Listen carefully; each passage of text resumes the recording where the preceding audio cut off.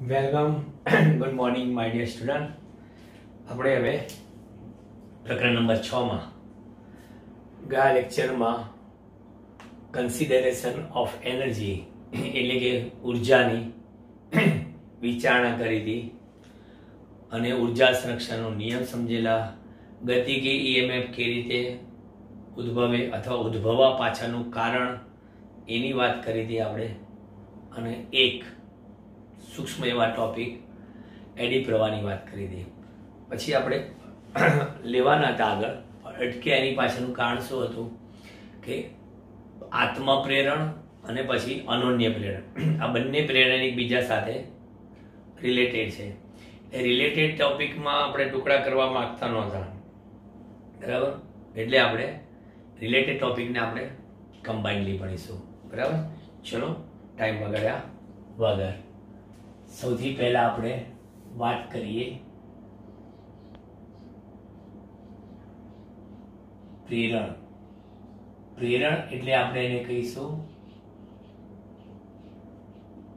Induction, કારણ કે આ ચેપ્ટર જ શું છે? વિદ્યુત ચુંબકીય પ્રેરણ, બરાબર? તો આમાં પ્રેરણની જ બધી વાતો છે. તો કેટલા પ્રકારના પ્રેરણ હોય? તો કે સાહેબ જો એક પ્રેરણ કે જે આપણે ઓલરેડી જોઈ ગયા, કયું? ચુંબકીય પ્રેરણ. આપણે ઈએમએફ ઉત્પન્ન કરવા માટે ગૂંચળાની નજીક ચુંબકને લઈ ગયા, નજીક અને દૂર લઈ ગયા, એટલે ગૂંચળા સાથે સંકળાયેલ ચુંબકીય ફ્લક્સમાં ફેરફાર કર્યો અને ઈએમએફ લાવ્યા. એટલે જે કાંઈ આપણને પ્રેરણ મળ્યું એ કોના લીધે મળ્યું? તો કે સાહેબ ચુંબકના લીધે. આ પ્રેરણા ચુંબકની છે એટલે ચુંબકીય પ્રેરણ. પછી બીજી પ્રેરણા કઈ? આત્મપ્રેરણ. ઓ એટલે પૂછડું કે છે આપણે શું કામ કોઈની પર ડિપેન્ડ રહ્યું? પોતાની સાથે સંકળાયેલા ચુંબકીય ફ્લક્સમાં ફેરફાર કરીને ઈએમએફ લઈ લઈએ, બરાબર? પોતાની સાથે સંકળાયેલા ચુંબકીય ફ્લક્સમાં ફેરફાર કરીએ અને ઈએમએફ લાવીએ એટલે સેલ્ફ ઇન્ડક્શન કહેવાય, આત્મપ્રેરણ, બરાબર? અને ત્રીજી વાત છે અન્ય પ્રેરણ અને મ્યુચ્યુઅલ ઇન્ડક્શન કહેવાય. એક ગૂંચળું બીજામાં પ્રેરણા કરે એવી જ પ્રેરણા બીજું ગૂંચળું પહેલામાં કરે. બંને ગૂંચળા એકબીજામાં એક સરખી પ્રેરણા કરે એટલે it's called the mutual induction. આની આપણને કોક સુધારે, કાં તો આત્માનો અવાજ આવે કે સુધરવું જ છે, કાં તો એક કામ કર, તું મને ટોક, હું તને ટોકું, આપણે એકબીજાને ટોકીને સુધરી જઈએ. આ અનન્ય પ્રેરણ. એટલે આ 3 પ્રકારના પ્રેરણ છે: મેગ્નેટિક ઇન્ડક્શન, સેલ્ફ ઇન્ડક્શન અને મ્યુચ્યુઅલ ઇન્ડક્શન. એમાં આ ઓલરેડી થઈ ગયેલું છે, બરાબર? બની ગયેલું. હવે આત્મા પ્રેરણની વાત કરીએ. આત્મા પ્રેરણ અંગ્રેજીમાં એને કહેવાય સેલ્ફ ઇન્ડક્શન. અંગ્રેજીમાં એને સેલ્ફ ઇન્ડક્શન કહેવાય. હવે આત્મપ્રેરણને સમજવા માટે આપણે છે ને એક ગૂંચળું તો લેવું જ પડે.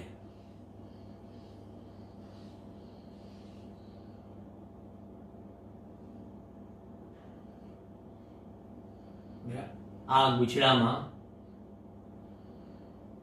બેટરી જોડી દીધી.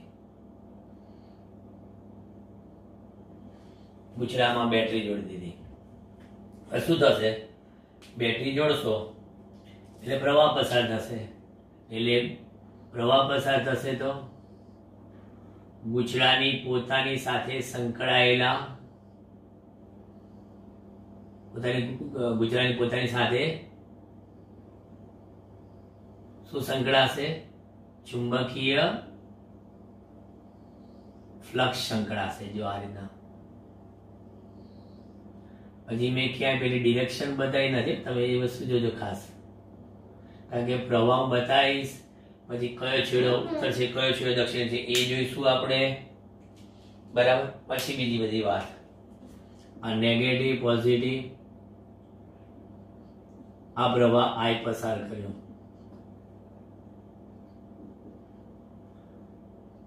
I. હવે જો કે આ ગુચડામાંથી આ રીતે પ્રવાહ પસાર થયો તો અહીંયા પ્રવાહ કયો છે, વિષમગળી છે.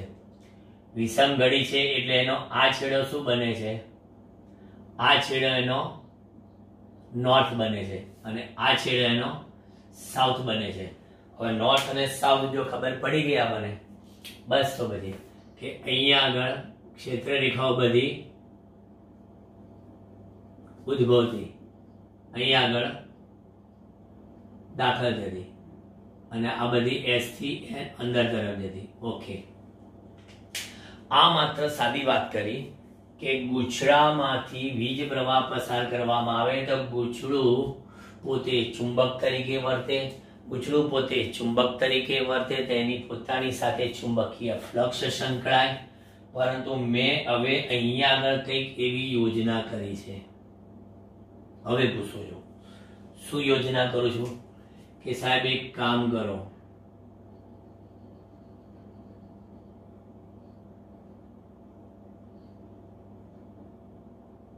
આ રિયોસ્ટેટ વડે ગુછડામાંથી વહેતા વીજ પ્રવાહમાં ફેરફાર કરો.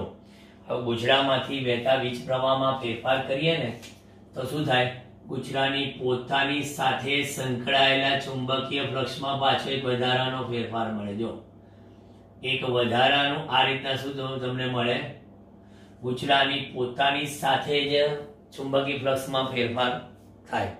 એટલે આવા સંજોગોમાં શું થયું કે ગુછડામાં EMF ઉત્પન્ન થયું. પહેલા ખાલી પ્રવાહ પસાર કરવાથી માત્ર ફ્લક્સ સંકળાય હતું, પણ હવે તમે પ્રવાહમાં ફેરફાર કરીને ફ્લક્સમાં પણ શું થયો, ફેરફાર. ગુછડાની પોતાની સાથે સંકળાયેલ ચુંબકીય ફ્લક્સમાં ફેરફાર થાય, આથી તેમાં EMF ઉત્પન્ન થાય અને આ રીતે ઉદ્ભવતા EMF ને શું કહેવાય,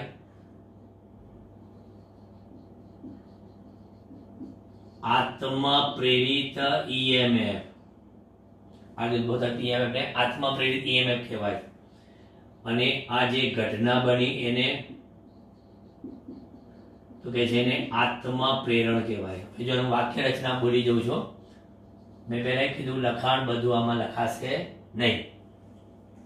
આકૃતિમાં ચોપડી આકૃતિ આપેલી નથી, પણ દોરશો તો વધારે બેટર રહેશે. આકૃતિમાં એક ગુછડાને બેટરી સાથે જોડીને ગુછડામાંથી પ્રવાહ પસાર કરવામાં આવે તો ગુછડું પોતે ચુંબક તરીકે વર્તે અને એની સાથે પોતા શું સંકળાય, ચુંબકીય ફ્લક્સ સંકળાય. અને હવે જ્યારે ગુછડામાંથી વહેતા વીજ પ્રવાહમાં ફેરફાર કરવામાં આવે તો ગુછડાની પોતાની સાથે સંકળાયેલા ચુંબકીય ફ્લક્સમાં પણ ફેરફાર જોવા મળે. આથી તેમાં EMF ઉત્પન્ન થાય. શેમાં, ગુછડામાં EMF ઉત્પન્ન થાય, બરાબર. એ ઉદ્ભવતું EMF એને ઉત્પન્ન કરનારનો તો પાછો વિરોધ કરે જ. તમને કહી દઉં, ચાહે ચુંબકી, ચાહે આત્મકી, ચાહે અનન્ય, કોઈ પણ પ્રકારના પ્રેરણની ચર્ચામાં ફેરેડેનો નિયમ અને લેન્ઝનો નિયમ બંનેનું પાલન થાય છે, બંનેનું પાલન થાય છે. એટલે આમાં તે જે ઉદ્ભવતું EMF છે એને ઉત્પન્ન કરનાર કારણનો તો વિરોધ કરે જ, બરાબર. એટલે હવે ખરેખર ગુછડા સાથે સંકળાયેલ ફ્લક્સ પહેલા હતું એના કરતા વધી ગયો, એટલે ટૂંકમાં ફેરફાર થયો, એટલે એમાં EMF ઉત્પન્ન થયું. આ રીતે ઉદ્ભવ થતા EMF ને આત્મા પ્રેરિત EMF અને ઘટનાને શું કહેવાય છે, આત્મા પ્રેરણ, આત્મા પ્રેરિત EMF E. હવે આ ગુછડા સાથે સંકળાયેલ કુલ ચુંબકીય flux N into phi b. હવે આ લોકો B લખે છે, ફોર ધ મેગ્નેટિઝમ માટે N phi b એ કોના સમપ્રમાણમાં ખબર છે, પ્રવાહ I ના. N phi b એ પ્રવાહ I ના સમપ્રમાણમાં. કેમ, અને આમ પણ લખાય અથવા તો આમ પણ લખાય, તમને કહી દઉં. કારણ કે કુલ ચુંબકીય ફ્લક્સ છે,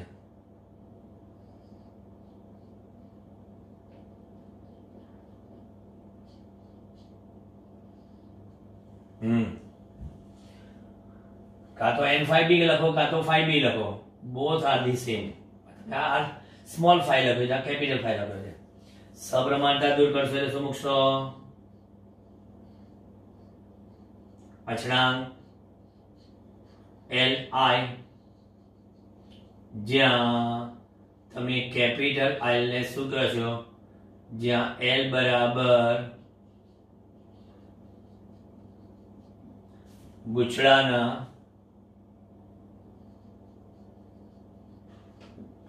દ્રવ્યનું, અથવા તો સીધું જ કહીએ, દ્રવ્ય ના લખવું હોય તો ગૂંચળાનું આત્મ પ્રેરકત્વ, self inductance of a coil, it's called the self inductance. તમે જોતા ખબર હશે કે અવરોધકનું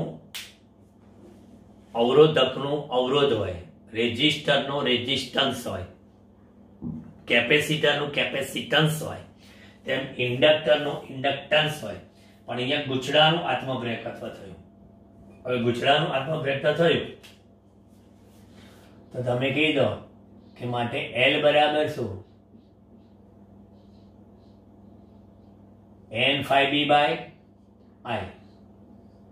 આની પરથી આવી વ્યાખ્યા આપી શકાય કે ગૂંચળામાંથી વહેતા એકમ પ્રવાહ દીઠ સંકળાયેલ, ગૂંચળામાંથી વહેતા એકમ પ્રવાહ દીઠ સંકળાયેલ કુલ ચુંબકીય ફ્લક્સને તે ગૂંચળાનું કહેવાય. તે ગૂંચળાનું આત્મપ્રેરકત્વ કે છે. ગૂંચળાના આત્મપ્રેરકત્વનો એકમ શું? ગૂંચળાના આત્મપ્રેરકત્વનો એકમ વેબર/એમ્પિયર થાય. જોઈ લો, વેબર/એમ્પિયર, અથવા તો વૈજ્ઞાનિક ચાર્લ્સ હેનરીની યાદમાં એને હેનરી કીધેલો. વેબર/એમ્પિયર પણ વૈજ્ઞાનિક ચાર્લ્સ હેનરીની યાદમાં આપણે હેનરી કહીએ છીએ. અથવા તો વેબર/એમ્પિયર એટલે વેબર એટલે volt into second upon ampere બરાબર ઓમ ઇન્ટુ સેકન્ડ પણ લખાય. બોલો, હેનરી બરાબર ઓમ ઇન્ટુ સેકન્ડ, વેબર બરાબર વોલ્ટ ઇન્ટુ સેકન્ડ બરાબર. આ રીતે એટલે જુદા જુદા તમને એકમ આપે. હવે પાછું બનાવતા તો આવડે, બહુ આવી ગયું બધું પારિભાષિક સૂત્ર તો બરાબર. કે આ વોલ્ટ છે એટલે વોલ્ટ એટલે જૂલ પ્રતિ, પાછા શું લખો? કુલમ લખો બરાબર. એમ પાછું તો તમે બનાવી દેજો. મેઇન તો એકમ યાદ રાખવાનો છે. ચલો, આ ગૂંચળાનું આત્મપ્રેરકત્વ. હવે હું તમને એક પ્રશ્ન કહું કે ગૂંચળાનું આત્મપ્રેરકત્વ, જો હું ગૂંચળામાંથી વહેતો પ્રવાહ વધારું, if we increase the current I through the coil, કોઇલમાંથી પ્રવાહ વધારું તો શું થાય? આત્મપ્રેરકત્વ વધે, ઘટે કે અચળ રહે? તો મોટા ભાગના સૂત્ર જોઈને શું કહે છે? I વધે ને 100%, L ઘટે છે.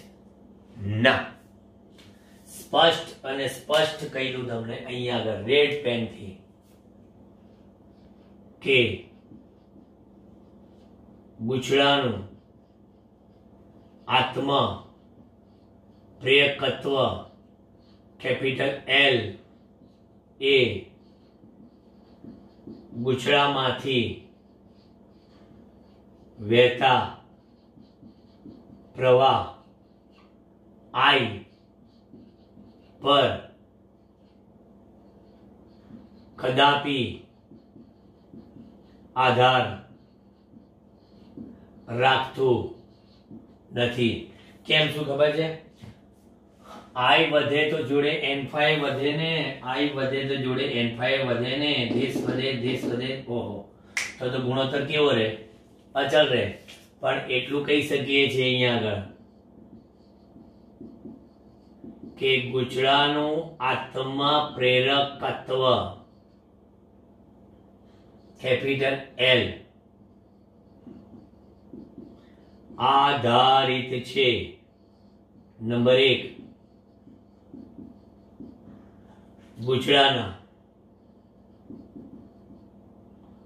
આંટાઓની સંખ્યા, ગૂંચળાના આકાર, ગૂંચળાના પરિમાણ એટલે કે એની સાઈઝ, ગૂંચળાના પરિમાણ સાઈઝ. ચોપડી આને શું કીધું છે ખબર છે?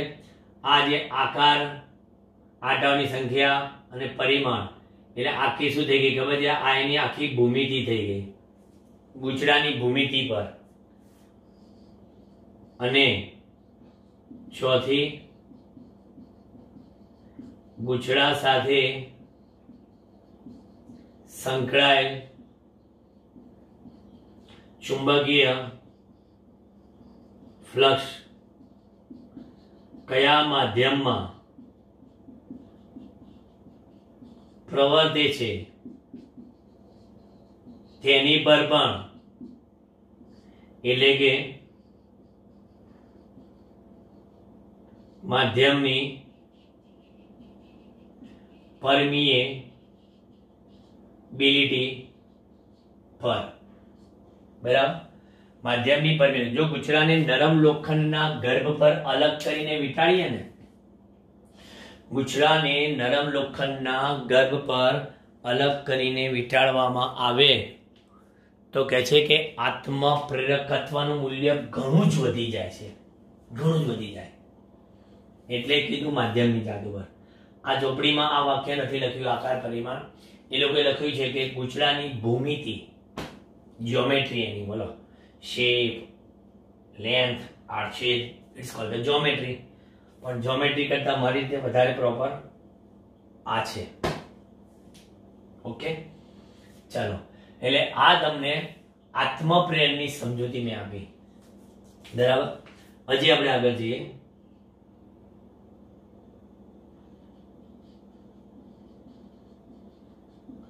પરિપથમાં જે ઘટક કે ગૂંચળો આત્મપ્રેરકત્વ ધરાવે તેને ઇન્ડક્ટર કે છે. બોલો, પરિપથમાં જે ઘટક કે ગૂંચળો આત્મપ્રેરકત્વ ધરાવે એને અમે શું કહીએ છીએ? કે એને અમે ઇન્ડક્ટર કહીએ છીએ. હવે જે રીતે અવરોધ માટે નોટેશન હતું, બરાબર, જે રીતે કેપેસિટર માટે નોટેશન હતું, તો ઇન્ડક્ટરનો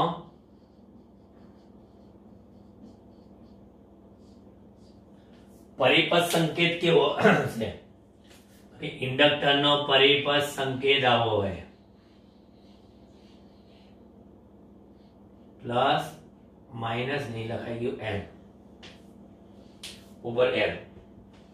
તો પેલું આમાં કરવતના દાંતા જેવું છે એ અવરોધ, ગૂંચળાદાર છે ઇન્ડક્ટર, અને બે સમાંતર બેટરીની બે સમાંતર ઊભી લાઈનો એટલે કેપેસિટર. આવા બધા ત્રણ.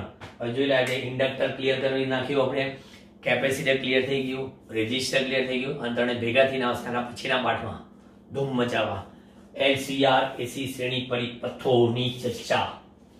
આખું ફિઝિક્સ તમારું કેવું છે? સિસ્ટમેટિક જાય છે આખું. ચેપ્ટર વાઇઝ 1 પછી 2 પછી 2 પછી 3 3 પછી 4 ને 4 પછી 5 ને 5 પછી 6 ને 6 પછી 7 પછી પાછું અટકશે ને પછી એ નવી દુનિયામાં ઉપડી જઈશું, 8મું 9મું 10મું આખું. ઓકે, હવે આત્મ પ્રેરિત EMF સૂત્ર તથા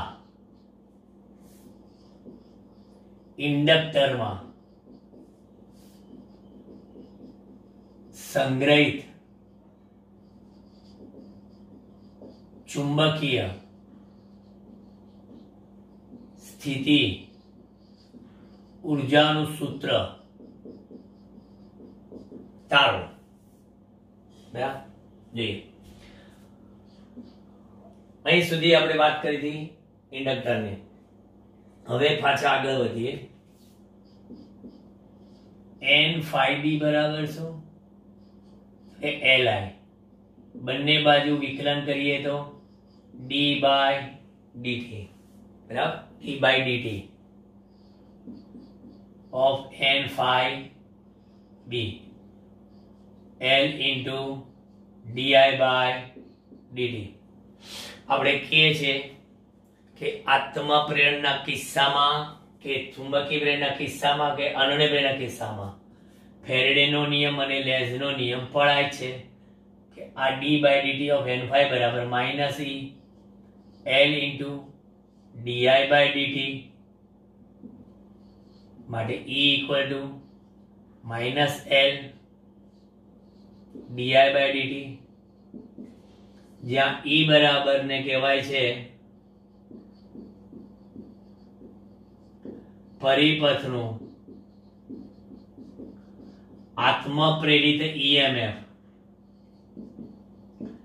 જેને બેક EMF પણ કહેવાય છે.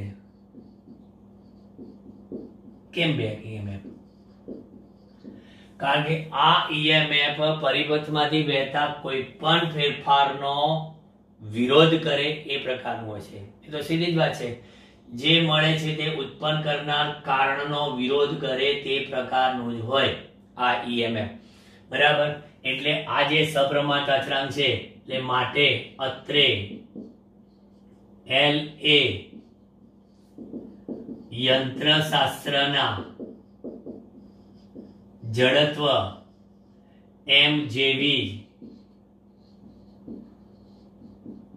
વિદ્યુતની જડત્વ દર્શાવતી રાશિ છે. બોલો, ઇન્ડક્ટર એ યંત્રશાસ્ત્રના દળ જેવી જ કેવી છે? વિદ્યુતની જડત્વ દર્શાવતી રાશિ. કોઈ પૂછે વિદ્યુતનું જડત્વ તો કહેવાનું ઇન્ડક્ટન્સ, એટલે L એ m સાથે કમ્પેરિઝન ધરાવે છે.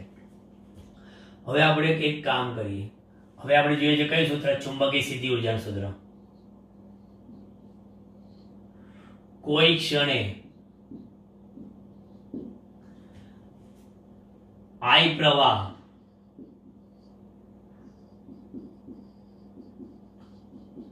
પ્રસ્થાપિત કરવા માટે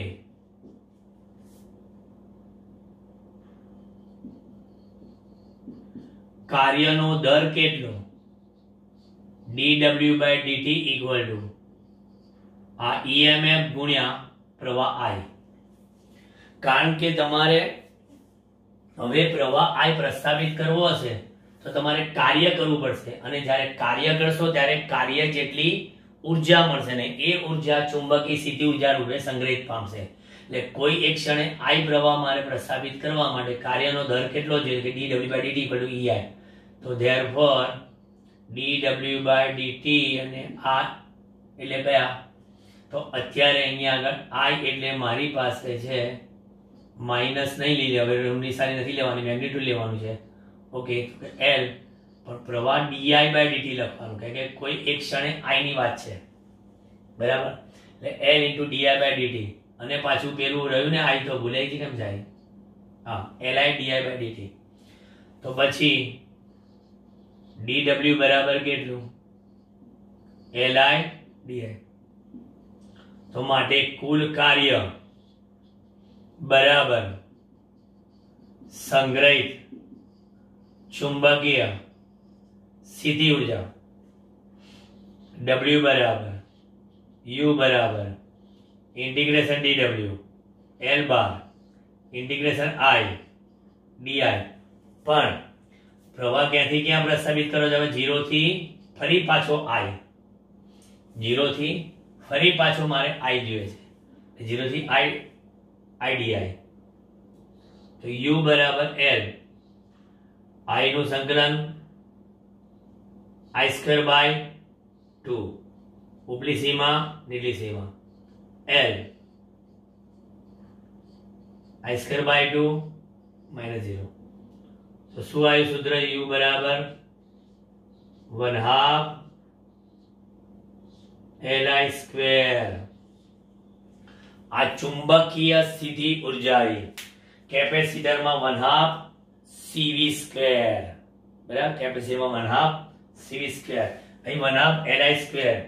આ યંત્રશાસ્ત્રને આ સમતુલ્ય એવું કયું આવ્યું 1/2 mv². એટલે પ્રવાહ એ વેગ સાથે, ઇન્ડક્ટર એ દળ સાથે, બરાબર, પણ આ ઇક્વલ ટુ એટલે પર્ટિક્યુલર કહી દો, હા, ફોર ધ યંત્રશાસ્ત્ર માટે જોઈ. એટલે આ તમારે હજી ઇન્ડક્ટર નું બાકી છે, હજી તો આ આત્મપ્રેરણમાં હજી એક બાકી રહ્યો સોલેનોઇડ નું આત્મપ્રેરતા, પછી આપણે અનન્ય પ્રેરક તો જોઈએ.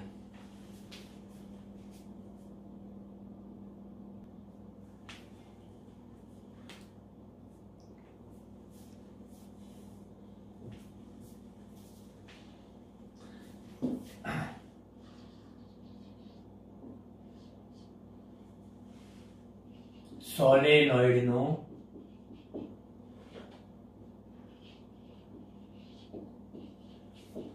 આત્મ પ્રેરકત્વ નું સૂત્ર. સોલેનોઇડ ના આત્મ પ્રેરકત્વ નું સૂત્ર. હવે એમાં શું કહે છે કે L લંબાઈના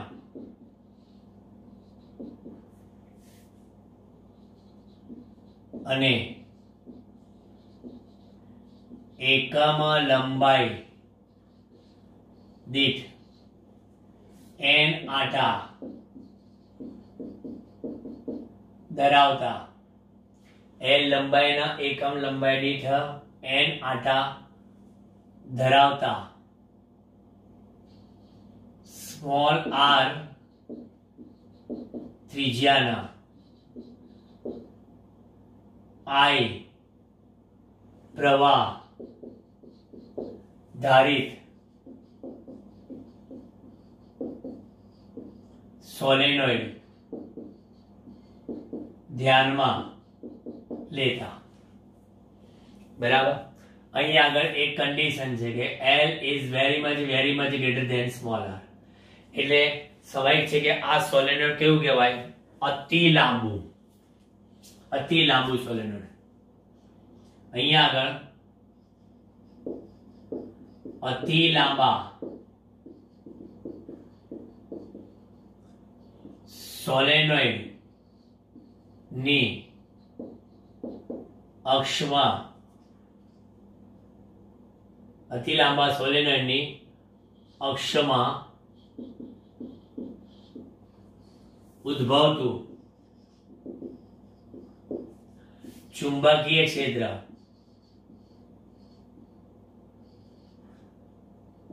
μ0 Im, બરાબર, આ રીતે લખાય. હવે આ ચુંબકીય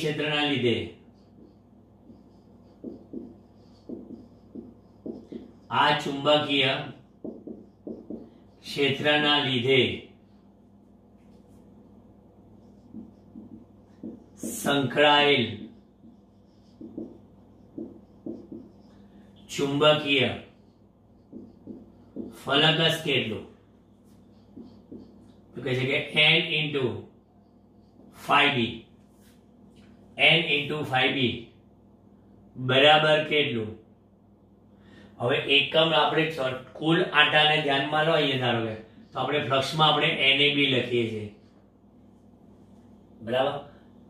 હવે NAB, પરંતુ તમને ખબર છે